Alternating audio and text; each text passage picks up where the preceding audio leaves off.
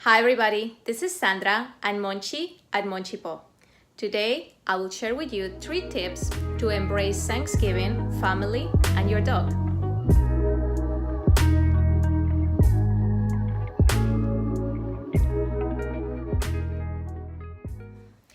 We all know that sometimes family time can be a little bit challenging, but that doesn't mean that you cannot embrace it and actually have fun. Even better if you bring your dog. So for that reason, I put together 3 things that you should start thinking of doing, especially this week. We're celebrating Thanksgiving here in the United States. And for those that are not in the US, maybe you can use these same tips to prepare for the Christmas holidays. And here they go. So number 1 is preparation. Prepare before you head there. The way that you can prepare is 2 things. One is for your dog and one is for you. The one for your dog is create a backpack of things that will be very useful when your dog is at your family's house. One of these things is a blanket. You can bring a carry-on or a blanket, anything that has the smell of home, and your dog feels comfortable in there. So your dog can lay down there while you are gathering with your friends and your family and still feel safe and calm. The other thing that I like to pack are treats and her food. So for food, I like to buy those freeze-dried nuggets that you can just mix with water, and it's very, very easy and convenient, and you can take it anywhere with you. And for treats, I like to select nice treats that she gets on special occasions. And I have here, I love this type of Kong. This is for Monchi because she's a Chihuahua, so she has soft little teeth. But even for bigger dogs, you can get those big Kongs that are more solid, and you can stuff it with the treats or peanut butter or even the same food. Like you can put the freeze-dried food here, and this will really entertain your dog for a long time, especially if you make it very hard for them. Don't make it so hard. I don't make it so hard for Monchi, but she can spend a long time just trying to get the treats out and forgets about everything around her. So that's a good way. Now, the second tip for preparation is works for you, but also for your dog, and is really elevate your energy and work on calmness. It's kind of tricky because you're talking about energy and calmness, but by elevating your energy, I mean do things in the morning that are going to make you feel happy. And this can be meditation, this can be yoga, this can be going for a run, going for a workout at the gym.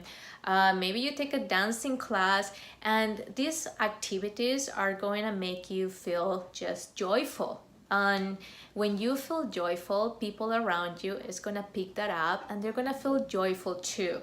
And the reason why sometimes we feel drained around family is because it's just natural that they trigger emotions in us. So most of the emotions that trigger come from childhood. And who was there in childhood? Well, your parents, your grandparents, and all the families. So if there's going to be some issues, it's going to be around that, and you don't want that to affect you, and you don't want to bring that to the table. So the more happy and the more joyful and the more in a good vibe that you feel, you're actually going to bring this to others, and others are going to feel that, and they're going to feel your joy, and happiness is contagious. So that's the best way for you to start your gathering with your family, to show them how happy you are and how happy you're making them feel. And the calmness part comes during a walk. Go for a walk with your dog. Before you drive to your mom's house or your friends and your family, really focus on making time. Make sure that you make time to walk your dog for at least 30 minutes to an hour. And this will help you and your dog together. For your dog, it's just exercise. It's a good way to exercise. They can go on potty breaks after having their breakfast, and they can sniff and just like really enjoy nature and do their own thing. And for you, it's a way to also find your calmness, your balance, and kind of like you're already happy, but you're also calming your energy. And this is a good prep before any situation happens. This actually prepares you to be at your best no matter what comes your way. Does that make sense? Because people, not just family, I'm talking, you can use these tips for anywhere, going to work, going to an event, going to a job interview, whatever it is like might make you feel a little bit nervous. The best that you prepare before, the better. And ways to prepare is make yourself happy by elevating that energy through movement in your body, and also breathing and calming down whatever is going here in your mind and thoughts. Just calm them down, and the walk with your dog is a great way to do it. Number 2 is what to do during the event. So during the event, you're bringing your dog. If your dog is familiar with grandma, grandpa, and everybody there, and she's cool with them, awesome. But if you're meeting new family members or new friends, or there are going to be kids that maybe never interacted with your dog, make sure you educate them or prepare them before your dog arrives. Or even when they arrive, you can tell them, how about let's walk with the dog a little bit, so the dog gets a little bit familiar with the new house, the environment, and then let's walk together inside the house. And also tell people that they need to hold a little bit of space for your dog and let your dog come to them. So that's a key. A lot of people want to just pet your dog right away, and some dogs are perfectly fine for that. But you know, if your dog is the type of dogs that might bark or growl or jump or might get very shy around strangers, so make sure that you as the dog parent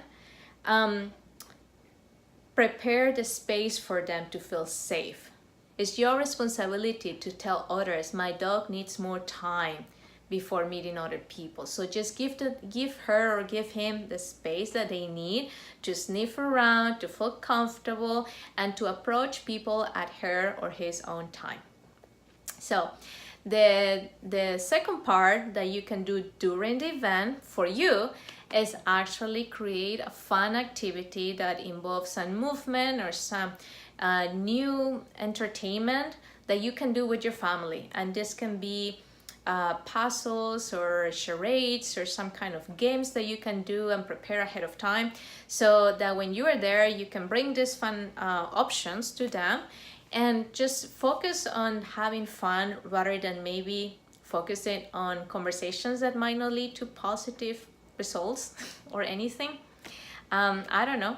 Sometimes when I feel like if you're just going there to sit down, drink, and talk, the energy gets more stagnant, and sometimes you don't have really much to talk about besides weather. So when there's not many topics for conversation, you start gravitating into negative conversations, or conversations that are not very useful, conversations from the past, or something to complain about it. And that's what trigger us later on, and we don't want to get there. So why not instead create activities that gets people into another mindset, a more fun mindset, and kind of gets you back into like a childhood mode.